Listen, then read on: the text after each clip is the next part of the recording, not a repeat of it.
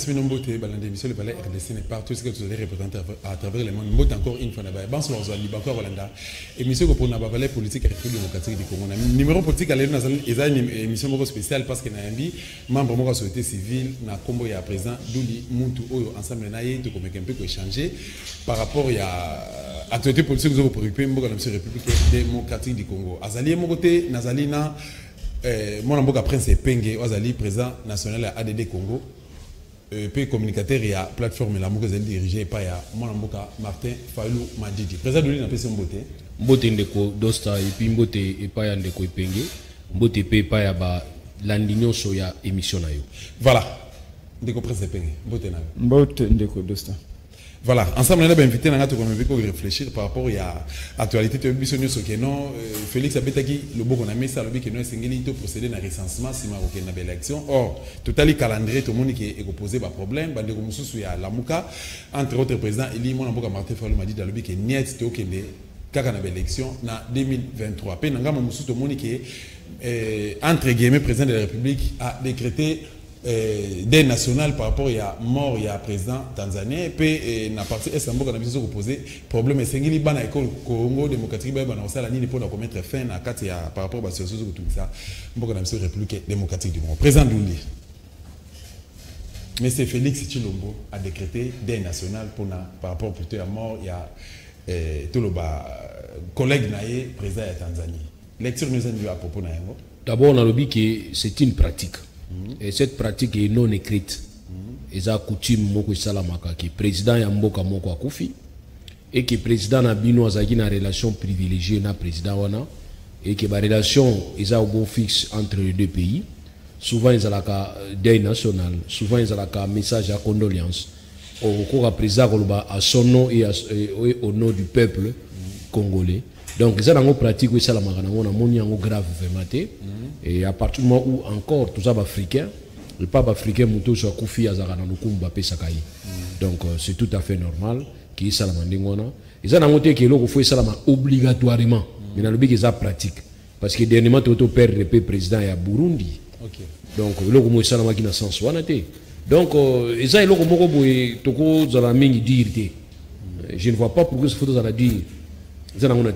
Et aussi, il faut comprendre aussi que des nationales, les athées que vous faites un palais, que l'activité est vous faites un voilà, donc vous êtes là, vous avez affecté dans les vous avez tranquille. Si vous avez concerné dans vous êtes obligé de voilà, merci à président Douli. Mais moi, après c'est peine tout le monde depuis ça fait pratiquement 2 décennies. Au ban école connu pour que bazali ko kufa na kati ya mboka automoni na Beni récemment awa ba massacre ils ont continué et puis ba force commune n'en parle pas dans partie est na mboka ya Etienne Tshisekedi amulu mboka ba Chilombo. Tout le monde kuna ba force commune toza même pas na nombre ya kopesa yango. Toza na temps ko identifier yango te. Alors, Lelo Chilombo, atikala osala des nationalités même na muto asisa guerre à M23. Mon mboka colonel Mamadou Ngala.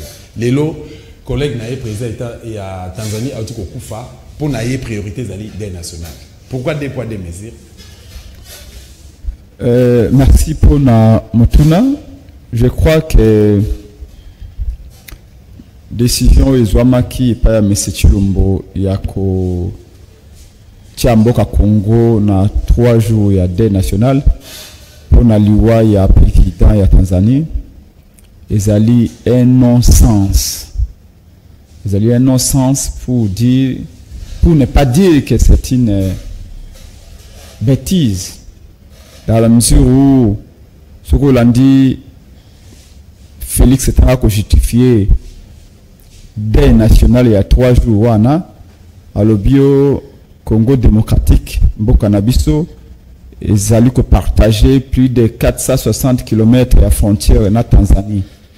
Est-ce que pour tous les pays frontaliers en Tanzanie, de ceux qui président à Tanzanie à Koufi, biso président batia des nationales et pas biso. Certes, c'est Azali président de pays voisins. Je voudrais savoir ce qui a été des nationales. Le président en exercice de l'Union africaine pour une année. Tout a été le président il y a Congo démocratique. Tout porte à croire. Et c'est ça la réalité, c'est que à sa leader national, le président, il y a Union africaine était. Pambate, tous les pays, il y a Union africaine, c'est pas un deuil national. Ce qui a décrété qu'il y a le président de l'Union africaine, c'est que Congo Brazzaville, c'est l'Union africaine, c'est un deuil national il y a 3 jours. C'est que Ghana, c'est que Burkina Faso, c'est que Nigeria, Rwanda, Burundi, base à deuil national. Mais quand il y a mon côté, on peut partager frontière na Tanzanie ou Ouganda pesali la frontière na Tanzanie. Pourquoi nous Ouganda bâtir des nationalités? Et il y a mis balé où tu peux faire analyse comparée. Je vais prendre un seul cas. Je crois les 15 na Boutuya na Moya le 15 janvier 2021. 46 Congolais ont été assassinés dans la province d'Aïtouri. En plein jour, par soi-disant rebelles et ADF au Bazali d'Aïtouri. Je dis bien 46 Congolais pygmées assassinés.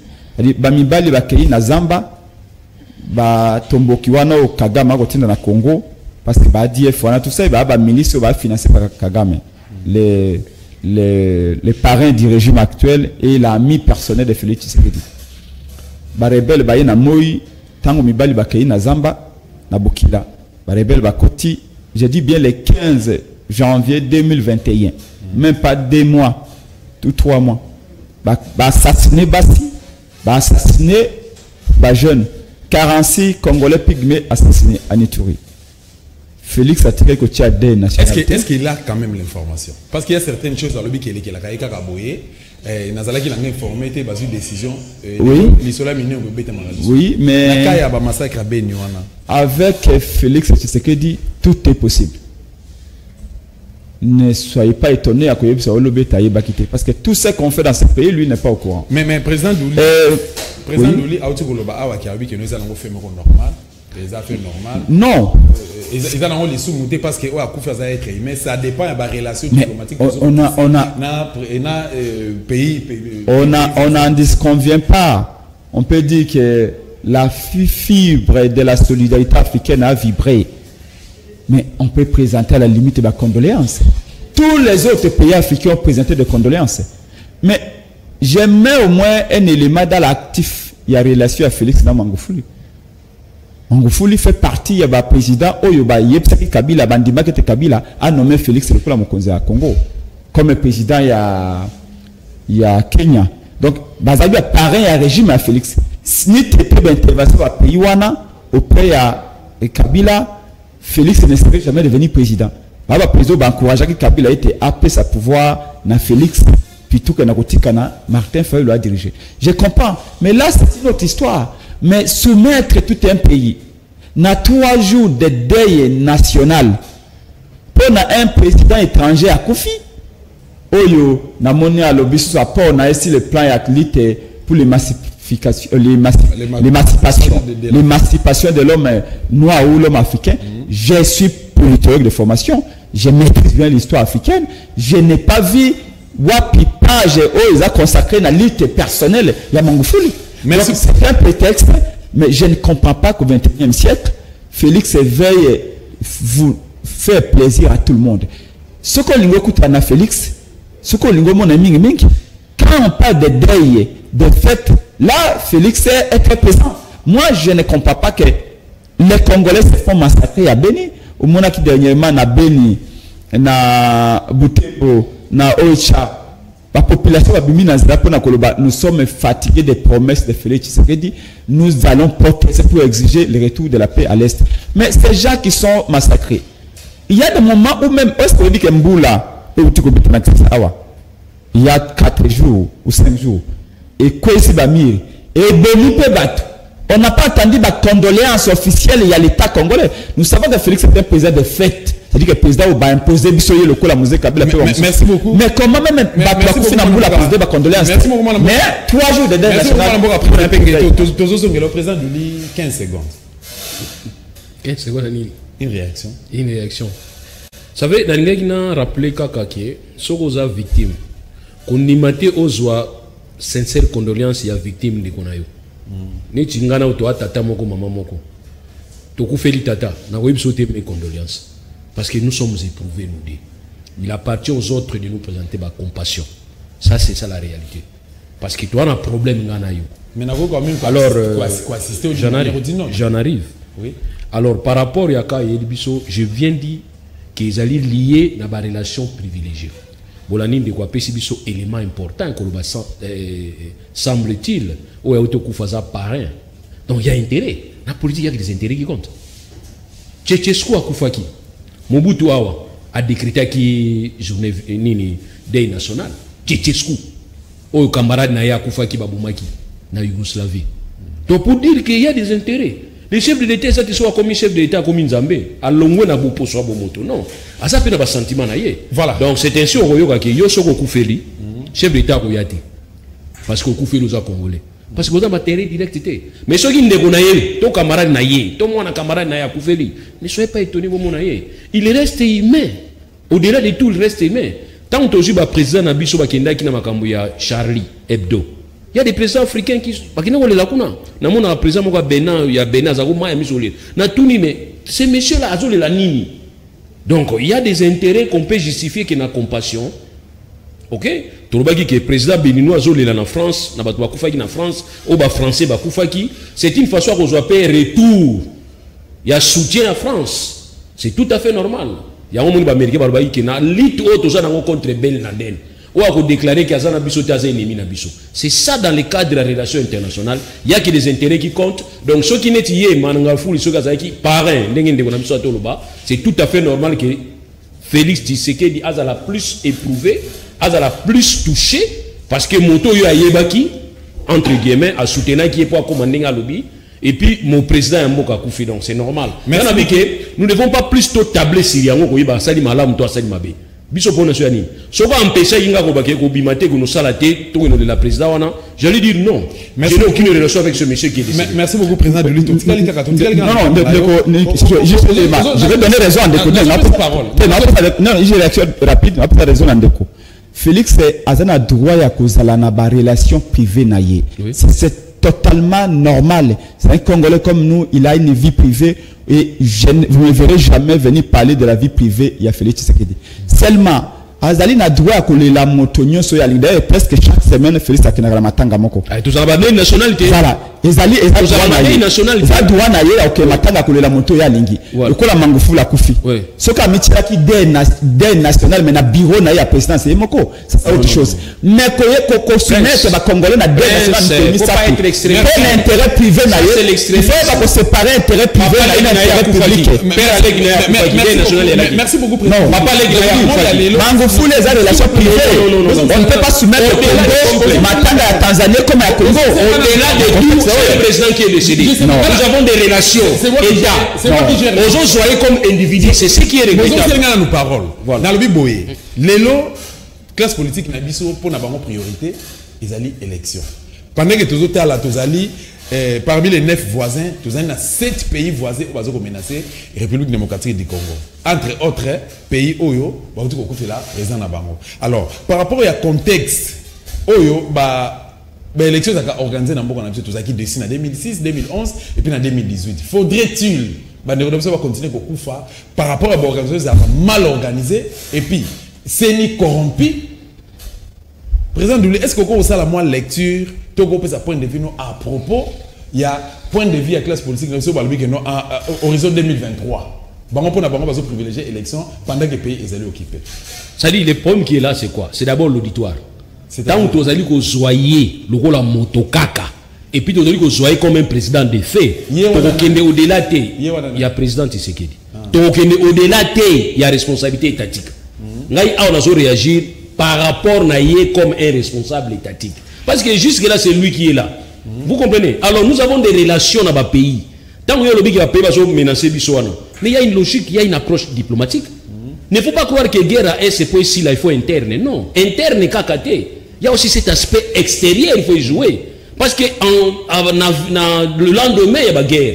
Na 40 à 45, après la guerre, tout le monde a qui ba pays sur le monde va s'organiser pour l'urbanisme. Tout ça, l'organisme qui permettre de prévenir guerre to bana ko imposer paix yango basalaka oni maintenant oni ba osa nini na mboka na biso ça aussi faut se poser cette question yana obi ke pona ko zo solution makambo mboka na biso so oli ko zo kana approche interne c'est fini justement président de Nazio kana maloba na Félix a pesi 1001 promesses na ko tia kije na ngana est pour guerre. Mais j'aurais préféré qu'il y ait à répondre ou bien Moutouna à répondre. Je ne les représente pas ici. Voilà. Non, on a tout point de vue, nous allons leader opinion, nous allons membres société. J'ai dit tout simplement que nous avons besoin, il y a matérialisation, toi, nous avons besoin de discuter. Tu vas dire qu'il y a un discours banda nansele. Tu vas dire qu'il y a un discours banda 1885. Justement, ce qui dépend. Donc ça dit si toi, tu as un discours en Boka Nabiso, tu as un sac est tombé comme un couille. Là, je n'ai pas de problème. Tu as un problème à Nini. Mon discours, mon réalisation est nous devons aller dans la réalisation. Ce qui dépend qui n'a eu l'élo, au lobby que non, on y a joué à rôle n'a été par rapport à l'objectif n'a eu à joué à un la guerre. Ce qui dépend qui n'a eu l'élo en tant que Congolais, oyo, à zota la nenge bande kono bazo. Pas tout n'a pas une question té, n'a tout ni qui yo question, n'a mis tout ni question. Guerre à Syrie. Qu'est-ce que les communautés internationales ça là qui pour amener à maîtriser guerre à Syrie? Ils ont sécurité. Ils ont président ambassade dans ça là qui que bah qui est dans logique wana il y a pour maîtriser la situation à Syrie parce que na Syrie catastrophe ça est makasi mais tout le monde a une intervention il y a ba président miné na mboka pour intervenir RDC ba doit koufi combien qu'est-ce qu'ils attendent pour intervenir le lengi ba intervenir qui na Syrie pour guerre ici dans la RDC na otala bino na misu na bisi bino que quand l'implication de la communauté internationale est la honnêteté guerre ici parce que c'est une guerre qui produit les riches. Oh, guerre, nous avons profité de la guerre économique et la guerre conventionnelle. Nous ne savons pas avec qui nous battons. Mais on vient de vous dire que Rwanda, ceux qui battent, tout une question. Ceux qui est à RDC, ils ont un problème. Bon, où est Rwanda? Parce que est à RDC, quand on a où est Rwanda? Est à RDC, quand on a où est Ouganda? Est à RDC, quand on a où est Burundi? Pour nini où est Burundi, où est Rwanda? Parce qu'on a peine de sécurité, ils sont à quel est ce passage où on va les 10 juin, c'est un problème à la communauté internationale. Les 10 juin 2019, communauté internationale, ils ont banane, s'il vous plaît. Communauté internationale, ils ont banane. Les autres pays, moins nous. Or, les pays qui nous agressent, parce qu'il y a les autres pays qui doivent nous apporter la solution. Il y a des médias, il faut expliquer ça. Il y a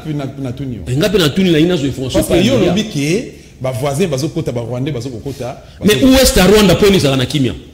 Pose la question de faire dans l'Est à Congo. Mais on a une biso à insécurité, pas une sécurité. Et puis, justement, Félix a le 10 juin 2019 en Angleterre, les Congolais. Il est où? Il est où? Est-ce qu'il est devant vous? Il faut lui poser la question. Ou bien pose la question et pas adepte alimentaire. Merci beaucoup, mon ami Président Penge. Président Fayoulou, à l'Oba qui est mon le pays est occupé. Mais tout le monde, président Fayoulou, à l'Obi qui est non, horizon 2023. Tokene na élection pendant que le pays est occupé. Or, dans le contexte, il y a un peu de l'élo. À tout tokene na élection. Tu as voté Fayoulou, 99%. Donc, 80 millions de Congolais, tous les CENI, après ça, il faut faire un commentaire par rapport à ça. Très bonne question. Mais bien avant, je voudrais dire et rappeler, souligner ma cambuyo lobby. Batuna Félix Motuna. Insécurité à Est, pour Nakosil Sayango. Yo komi mokonzi mboka wana ba médias internationaux devant des journalistes internationaux Félix a pissé yano na motuna yo wana batuna ke lolengeli no kanisi eto kotia kimia na est Félix avait répondu bonnement na yebité je ne sais pas si je savais je vous le dirais kaka na likambetali est Félix a kei koloba na Angleterre alobi pe na Rwanda alobi bitumbo ezali na est pe ba congolais ba kufa na est ba ko kufa na ba bengi ba dégâts collatéraux. Est-ce que vous savez ce que c'est que les dégâts collatéraux?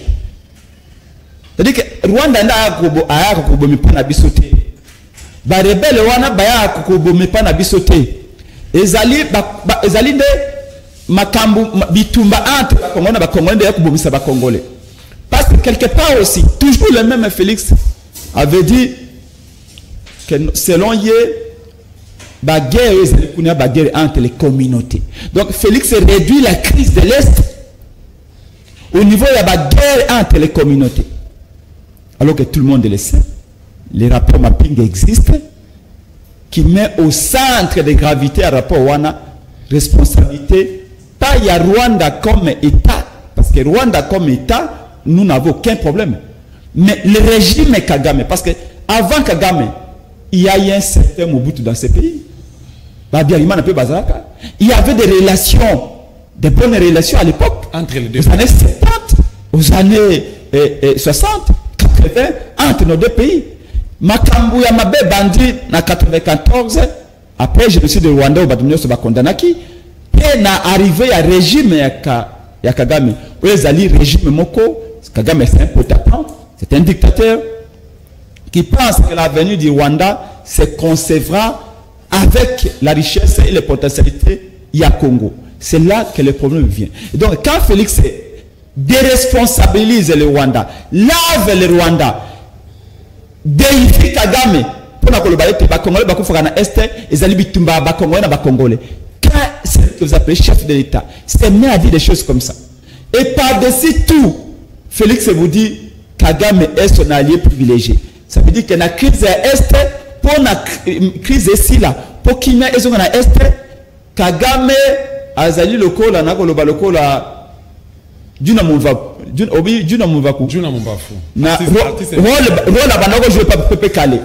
Ndero le Kagame a joué ce qu'on orchestre Félix Tshisekedi. Les défenseurs, animateurs principal. Donc pour na Félix Tshisekedi, Kagame azali loko la Juna Mumvaku. Na ye oyo asra animation à PCC Mona Est. Alors que tout le monde sait que c'est pas Kagame que le mal est arrivé à l'est du pays. Et donc, je voulais mettre en parenthèse, nous sommes dans une situation où, même si la communauté traditionnelle s'implique, le premier problème, c'est nous-mêmes. Quand vous avez un chef qui ne veut pas appeler un chat, qui fait que Kagame est là, il mange avec Kagame. Il y a 2 semaines, Félix est au Rwanda avec Kagame. Et il y a 3 semaines ou 4 semaines, son conseil spécial en matière de sécurité, François Béya est allé dire au Rwanda qu'il était au Rwanda au nom de Félix pour défier le monde entier. Il y a quelques jours ici, l'appareil sécuritaire rwandais est venu dîner dans cette ville ici, avec le même François Béya, dans les hôtels de la place. Je vous l'ai dit, je ne sais pas, je parle. Mais où est la paix? Ce que tout le monde a qui va balai diplomatique entre Kigali et Kinshasa. Mais on peut encore dire que non. Il y a espoir. Nazio quand on a malobana yo zali un des cadres na kati ya plateforme la muka to na ba élément au nyon so tu kota les samokile mumbaso ko landa biso awa que mboka na biso ezali occupé. C'est vrai, c'est les Rwandais qui dirigent la République démocratique du Congo. Eza maloba ya mona mboka Martin Fayulu Madidi. Mais croyez-vous réellement que l'élection au Rwanda topé Kagame a organisé à travers Félix? Ceux qui attaquent 80 millions de Congolais vont voter pour Fayulu. L'objet Fayulu va la programmer. Je suis d'accord avec vous. Le pays est occupé. L'occupation, elle est politique. Par des nominations de dirigeants. Boulanda qui est ambassadeur de l'Italie. Analyse aux experts internationaux. Mingi Bassali. Lobby jusqu'à là, l'armée rwandaise est au Congo. Et que pour la cause de la présidence à Kinshasa, il faut Rwanda appeler sa point de vue. C'est-à-dire, Motonio soit comme président Sikawa. Ce qui ne peut pas punir, il faut Rwanda appeler ça point de vue. Occupation économique, Bolanda qui t'a Sarkozy awa na pembeni francophonie sous Kabila, Sarkozy a le baki nabiso Congo est singlé partager la richesse na Rwanda. Donc il y a aussi une implication comme internationale. Mais je reviens encore pour dire la solution pour le retour de la paix, pour le contrôle de notre pays commence par nous les Congolais.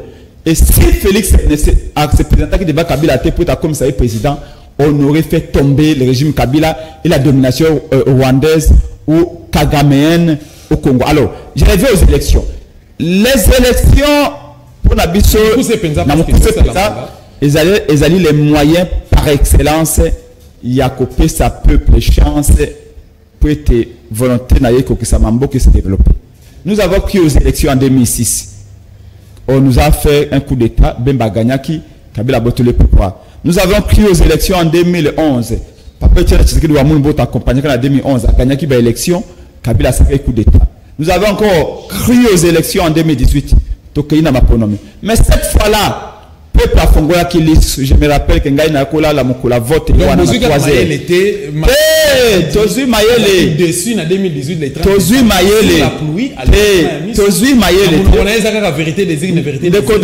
Les lots population ça na simanaye.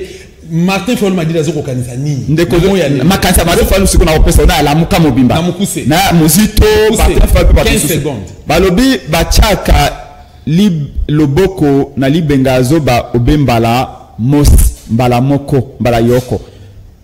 Bachie biso loboko na libenga mbala misato. Mbala mina au 4e cycle électoral to lobi yango moni Martin Fayulu lobi l'élection zaikoya nous sommes prêts. Tobattre Kabila na Félix en 2018. Nous sommes prêts à les battre encore en 2023.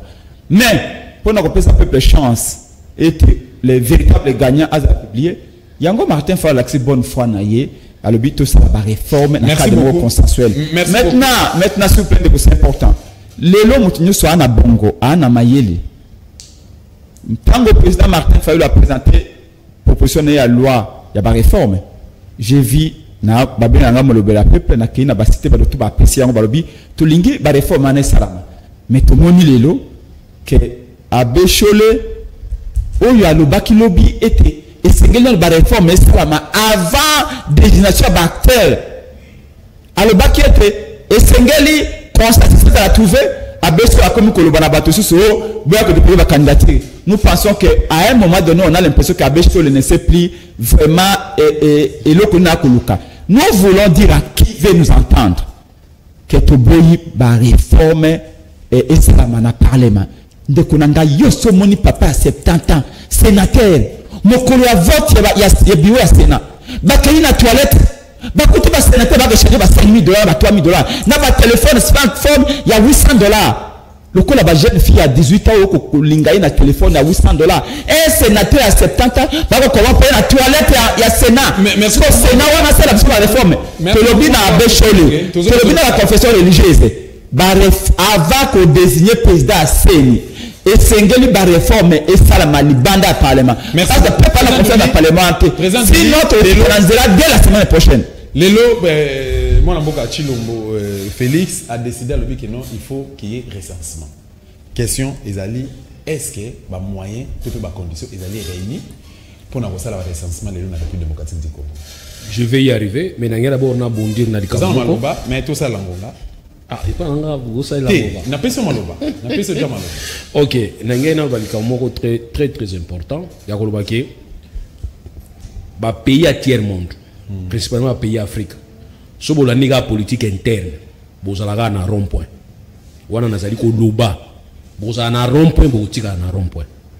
Mais il faut qu'on négocie la politique extérieure. Parce que c'est ce qui fait la force interne. Ça, en tout cas, oh non, je suis panafricaniste, je suis nationaliste, tant mieux. Vous avez vu comment est-ce que le Mumba a presque assassiné. Pas presque, mais assassiné. Mais le Mumba n'avait pas un péché. Il n'avait pas un péché à réclamer qui position na yemoko bomoni akendaki. Batuana bakoko na bango ti lotoana bango. Donc il faut to meka ko matana ba approche moko diplomatique. Na bine ngona poani. Est-ce que vous avez vu que na RDC na 1963, 62, 61, to zaki na état oya to benga état Katangé. O zaki na reconnaissance à Belgique. Mais combien même que zaki na reconnaissance à Belgique, tant on va payer musu se reconnaître qui était. Et c'est là qu'ils l'ont fait. Donc pour dire qu'il faut négocier virage, si on négocie virage, on a bien aux en force. Ok. Bon, on a le cas de Palestine et Israël. On peut donner Palestine raison. Mais sur le plan international, Palestine a raison de soit Israël. Il faut savoir négocier. Total appel contexte. Contexte, il y a non, non, il y a un contexte. C'est-à-dire que vous êtes victime, mais par rapport à la position de la victimisation, le comité international dit non, c'est pas grave. Vous allez bango bazana sécurité na bango na leader politique ya RDC wana bango baso sabino tous ont la question. Alors na lobi boye c'est important tous approche diplomatique tozui ka ya Rwanda Uganda tout ça. Est-ce que vous voyez que Uganda na Rwanda bazaki na conflit na Rwanda mutakenda comme co-facilitateur des Haïti Sekedi? Si c'était moi je n'allais pas partir. Comment est-ce qu'on peut faire négocier ben ennemi na ngami balé ba lisanga? Mais c'est une approche purement diplomatique. Tout le monde peut au même moment Zambie attaquer qui RDC à Botolibiso parti Mouate Yanine. Au lieu d'opter pour une option militaire, il y avait une diplomatie de travail qui. Ceux qui Congo ont eu difficulté tous en nous devons plus travailler dans le côté diplomatique pour renforcer, on peut permettre à ce qui voient Nabiso et Yokani. Ceux qui voient Nabiso et Yokani, en ce moment-là, tu as la facilité. Il y a au moins un niveau à Makota, Mali, Tobengi, G7 Sahel. Mais il y a une force française qui est sur place. Et puis on en parle, le monde entier sur le bilango. Et puis les autres ont un avantage que les États-Unis ont reconnaître comme étant force négative. Donc, tant qu'il n'y a pas de proche diplomatique, on va solutionner. Parlons des élections. Élections, faut salam. C'est vraiment ça ou même la préoccupation.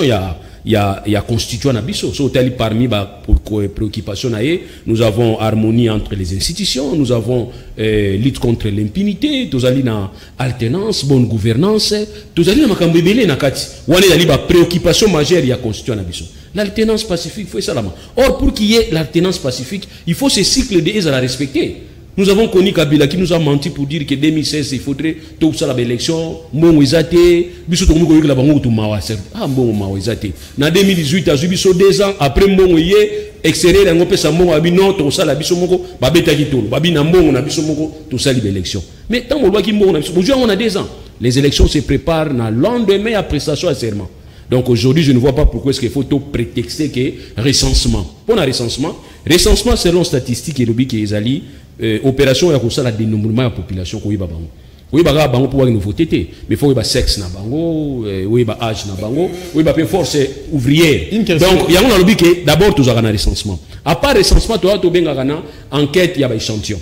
À part enquête échantillon to benga au démarche administrative. Biso na RDC, to na makasa ko ça la recensement parce que c'est un mbongo ibili. Et puis recensement selon la recommandation il y a ONI et c'est 3 ans après. Or la dernière tout ça là les derniers plutôt recensement ils ont eu recensement à 84 si je m'abuse. Donc tu les lots tout ça là. Alors pour la ça là on les lots et conditionner l'élection et ça la makaka après le recensement c'est que tu ligne l'élection. So tu ligne réellement l'élection.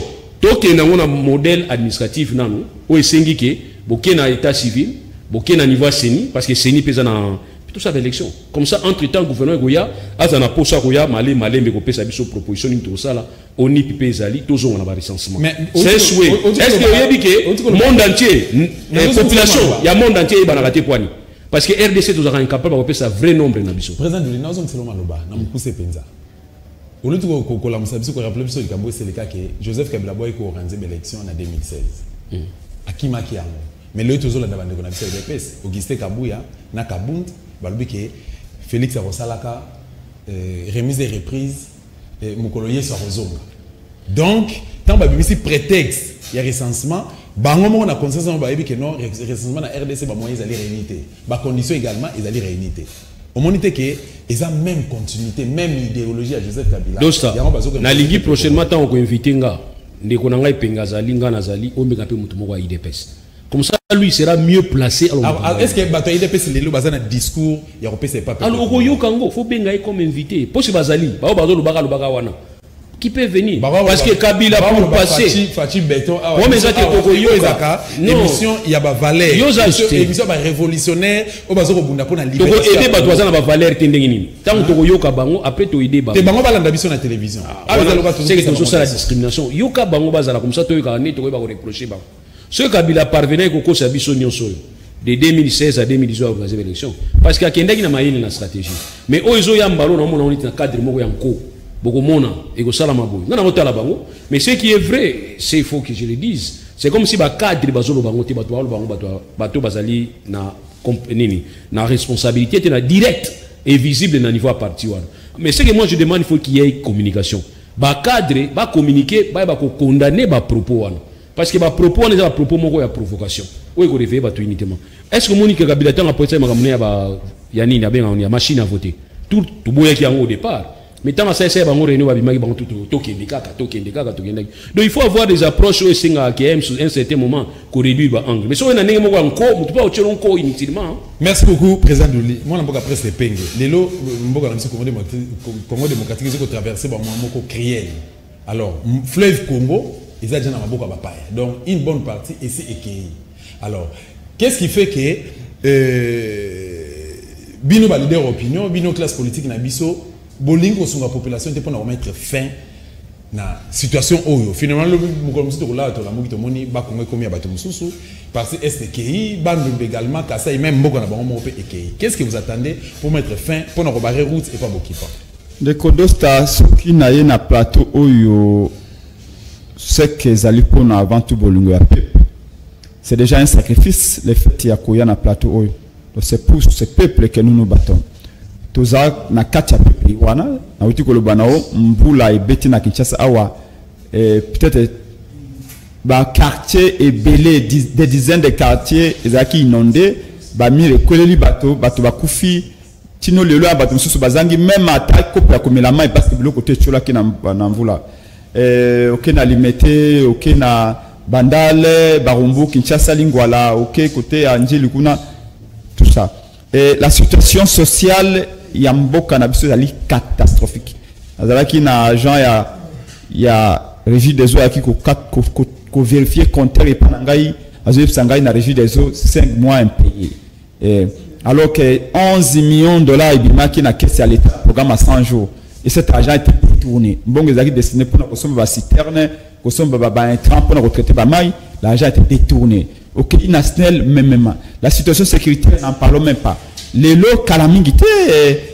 enveloppe salariale et moi modique à 300 millions de dollars ils a destiné chaque mois pour nous foutre 1,5 million dépendant à l'état calamité l'état comme association de paiement bon on refute même bateau donc la situation du pays est dramatique les médecins les infirmiers se plaignent chaque jour il y a retard il y a paiement il y a non paiement quelles sont les solutions il y en a pas alors awa bazako lobela biso makambo ya recensement élection qui est raté contrairement à makambo de Kalobi ba cadre il dépasse les 10 jamais que Kabonde n'est pas n'importe qui au sein de l'IDPS en tout cas le dernièrement que pour naie l'élection ils allaient malamu mais ceux qui va monnaie CNI a un moyen et ben bah que c'est prier la volonté à CNI pour te m'apprendre ça la matin mais ce que nous disons à l'IDPS il a une mémoire courte na 2015 Kabila alingaki ko sa recensement attaqué on pour na éviter akima ba élection en 2015 Tobima Nanzela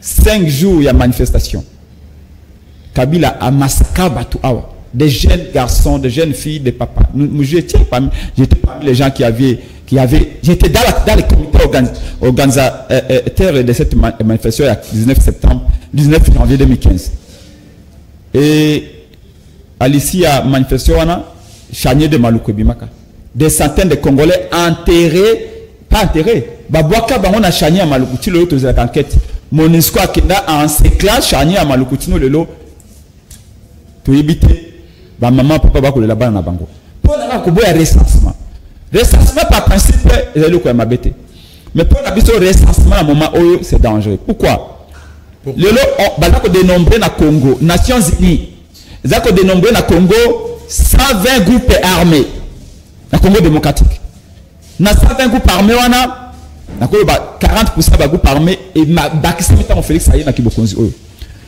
moitié ya ba personnel ya groupe armé wana bazali ba étranger donc na ba 100 groupe armé wana majorité na bango ou plus de la majorité na bango bazali ba constitution na ba étranger tu vas ko dénombrer na kati ya Congo 6 millions de déplacés internes c'est-à-dire que ba congolais o bazali ba réfugiés na mboka na bango moko c'est-à-dire que bana Ituri o bakimba massacre ya mikolo nyonso bakimi bakeli côté ya Nord Kivu bana ya Beni Butembo bakimi bamususu baye na Goma bamususu bakei na Manyema bamususu bakei ti na Utuwele bazuwele c'est-à-dire 6 millions de déplacés internes bana Équateur oyo lokola agriculture ekufi musala maboko elesa bango ekufi balonge kuna batoni na Kisasa bana ya Mbujimai bana ya Kananga oyo lokola musala ya agriculture esili na mboka et tout ça diamant futa sute bakimi baye na Kisasa to bakei na province orientale ba déplacer interne wana 6 millions na kata Congo.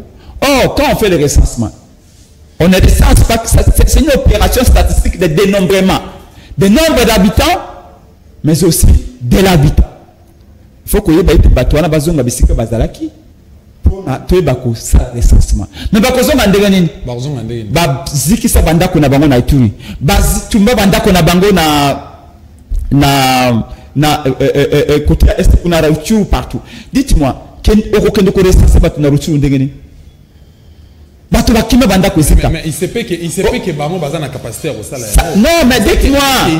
Baye sabiso okende na Butembo na Beni bisiko bazika parce que bato bauta na Rwanda na bayaka batubi bandako.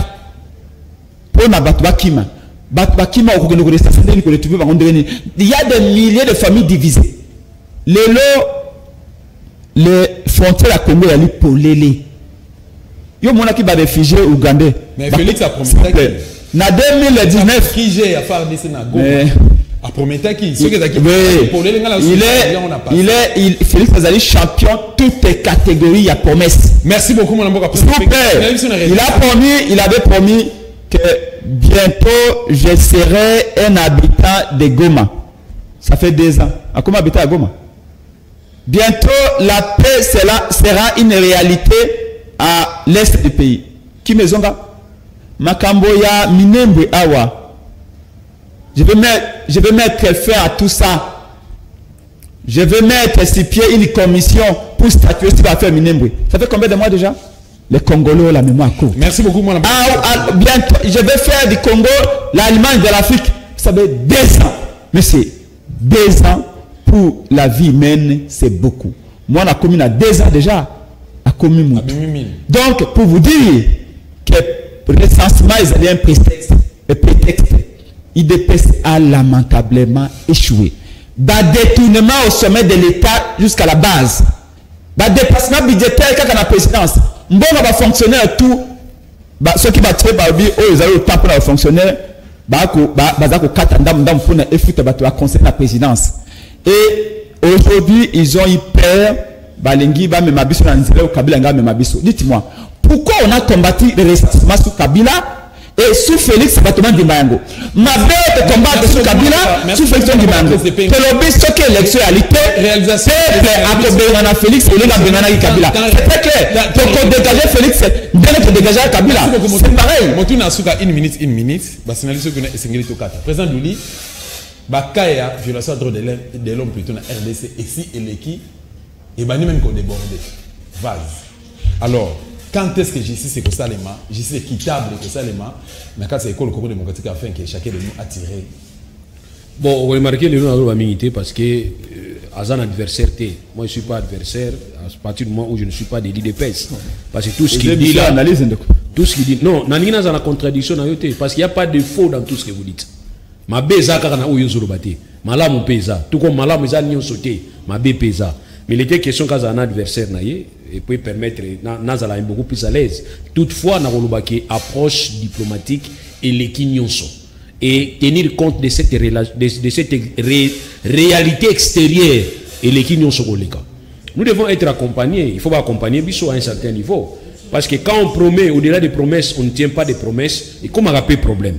Mais il faut poser la question, est-ce que nous avons les moyens de remplir les promesses na Bissot? Ça, vraiment, c'est un autre grand problème. Or, nous avons eu des offres. Offres de qui est ambassadeur américain. Tant l'ambassadeur américain a dit que les États-Unis peuvent bien accompagner la République du Congo. Ok, ma condition que à banana nous là généraux baza sanctionner. Ces généraux baza sanctionner ba camarade à Kabila non? Kabila Longwe. Qu'est-ce qui empêche tout bengana bango atali lo? Bazana kata union sacrée ba okinde. Non, généraux, je parle bango pe bazana union sacrée. Ah, ba militaire ba bakenda ko signer. Alors, au moins union soana, ezali ko pesa biso chance té tozora moyen au ba ko pesa biso. Et les États-Unis a lobby par rapport à la corruption aussi. On comprend que les États-Unis ont un programme moko ya force ou ya tchan Afrique to bengi Africom. Ezali na corne Afrique a tchan kota ba Éthiopie kota ba Somalie. Kuna calme yali parce que ba osala ba échange ba renseignement. Imaginez que biso pe to landi ba moyen o ba pesi biso. Ba condition ba pesi biso. To ndimi yango. To bengani tous les généraux baza sanctionnés par les Américains. To bundisi vraiment corruption makasi ndenge ndeko lobi ke mbongo ezo bimaka mbongo ezo bungaka. Ezo bungaka ezo kindaka pito zo yebakate. Et que tu maîtrises. Parce que les Américains disent que ben qu'on comprenne que la corruption peut alimenter un groupe armé. Et crainte na bango zanine. To boyi que RDC comme une zone moko o emutro sa kota sa nyonso ya lingi. Do voir surveiller yango parce qu'ils sont tellement stratégiques. Yango to lobi que tout ça la condition ba sengi biso pour te se faire accompagner. Parce que si tu se faire accompagner, les Américains seront là avec nous dans le cadre de la force na bango ya renseignement, ndenge bazana niveau de H, au na niveau yo to baki na niveau ya parti à Mali, Niger, Burkina Faso nyonso. Donc on permettre biso tous un peu na moi appui mo extérieur. Mais les lois quand nous promettons et que tout ça là au bango singa biso te za contraste. Na où est la frontière? Oui, c'est poreuse. Vous avez appris que John Numba Bimaki. Comment est-ce que Moutou Bino Silverana ba soda ou ba Kengela Gaye abima? Abimi akei. Or biso to lobaki ke bobo to la ye ba garde wana te. Ba garde wana ezo Kengela ye, ezo Kengela pe batu mususu. Maintenant akamboli akei. Abimeli wapi? Abimeli ndengeni. Ça c'est une mauvaise presse pour la RDC. Donc Moutou va zone Hollande la lobby, anya muki abimi na ye. Aki côté na Zimbabwe. Or boy ba relation ni Zimbabwe azaki na ngona afdel. Bana ba relation intime. Donc tout ça ils ont banisa biso, ba o to ali ko défendre le peuple to lobby ke chef de l'État met en dit à États-Unis en oyo, ba lobby boye, longola ba généraux nyonso bazali sanctionné. Ko longola banza ko kanga bango te. Ba sa ko longwana no, ba yaya ba lobby bo longwana no. Comme ça, total makamusus. Et puis, les États-Unis, semble-t-il qu'il y a des pièces où ils ont chargé Batouana. C'est encore une raison. Comment un général peut avoir un compte aux États-Unis? Toyebi salaire à général. Vous aurez combien Toyebi? Mais nous avons un compte aux États-Unis. Ça aussi, c'est une question à poser. Donc, il y a un autre lobby qui est Tokende Kobunisa, rebelle Babunisa Biso, à condition que tu acceptes que vous allez accompagner na bateau à 5 na biso ba valeur. Merci beaucoup. Ndebo répondre à rendez-vous dans l'émission. Et c'est moi qui vais répondre à l'émission. Et c'est 10 secondes. Non, 10 secondes, juste pour nous colobake. Tango ozali na makoki ya kokisa promesse na yote. Kopesa yango te.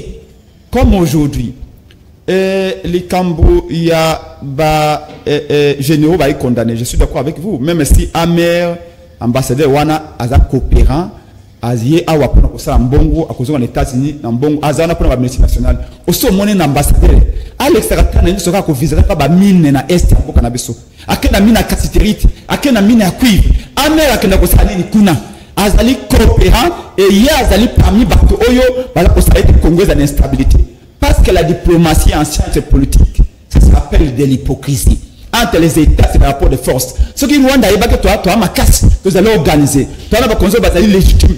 Toi, on va 20 généraux, parce qu'il y a des généraux patriotes, il y en a. Des militaires patriotes, il y en a. C'est moi qui ai fait ma bé. Rwanda, il y a attaqué le Merci beaucoup, madame. Rwanda a dit que tu es faible. Il y a que ce que ça, Nanga P. Nanga Zaki sanctionné par les Américains. Point de détournement de 100 millions de dollars. Nanga a été la machine à voter na 1500 dollars, alors que la machine à voter na Corée a 400 dollars. Merci beaucoup. Pourquoi Nanga le Félix a voulu protéger? Merci beaucoup. Sinon, voilà. En tout cas, merci beaucoup de répondre à la voilà. Voilà, l'émission le palais RDC. Rappelez-nous que na droite na Zakina Mona Boka Presse Peng, président national ADD Congo, communicateur et plateforme. La mouka est coordonnée par le président Eli Martin Faoulou Madjidji. Dans le bon moi c'est Natalina, président Douli Moutou, ou Azali, un des leaders il y a société civile RDC ensemble na bango tout mais qui peut réfléchir par rapport à ce sujet préoccupé, moi on a ce Congo démocratique. Bonne école Congo démocratique.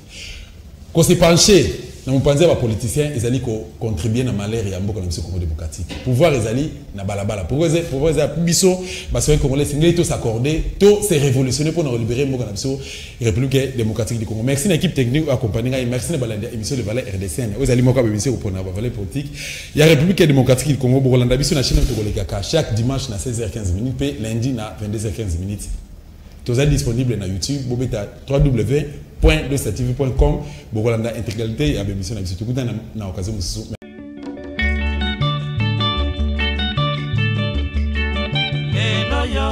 Kongo ya bankoko na biso tosambeli na nzambe po abongisa Kongo ya bankoko nzambe ayokeli biso sima ya Lumumba tozui Mobutu oye Kongo nouveau emonani sika Afrika mobimba bandimi po basangana na Kongo Congo nouveau Afrique nouvelle Unité Africa, vive l'OIA, vive l'Afrique, vive nouveau régime ya Congo.